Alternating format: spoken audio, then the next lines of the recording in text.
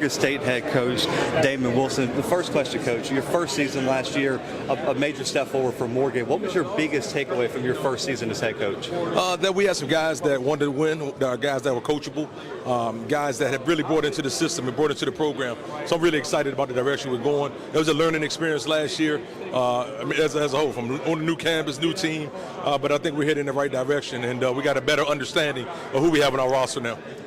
Alfonso Graham, man. I got to catch up with him at the Legacy Bowl. He's doing his thing for the Steelers, man. Already earned a contract as an undrafted free agent.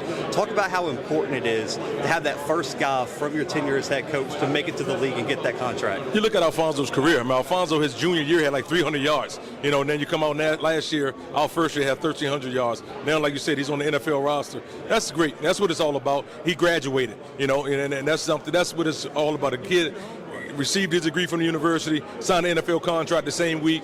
Man, that's what it's about as a college football coach. And we got big shoes to fill. He's a guy that produced a lot for our offense last year, and I think we have the backs in place to get that done. But we're going to miss Graham. Your defensive guy is loaded. I think our all-conference team. I think I've almost had your whole starting 11 wow. On our all-conference team. It's just ridiculous. Talk a little bit about how excited you are for this defense, and what are your expectations this season?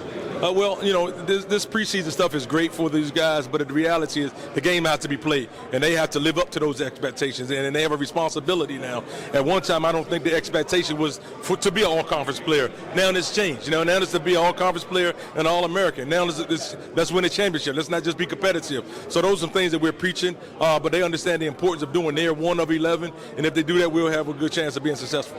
One of the best players on your defense, and All-American for us, Elijah Williams, man. Yeah. Last season was a breakout year. I mean, He exploded. Talk a bit about his development and what his ceiling could possibly be. Elijah was a linebacker when we got there, and we transitioned him to a defensive end, and he's bulked up some more this off season, and his ceiling is very high. Elijah can continue to play after college if that's something that he desires to do. Great work ethic, great team leader, just all around great person. So I'm looking forward to him representing for Morgan State on the field on Saturdays. When you look at year 2, it's all about progress, taking that next step forward. What do you want to see out of this Morgan State team in 2023? Like I say, our goal is to win a championship, and we're not going to shy away from that.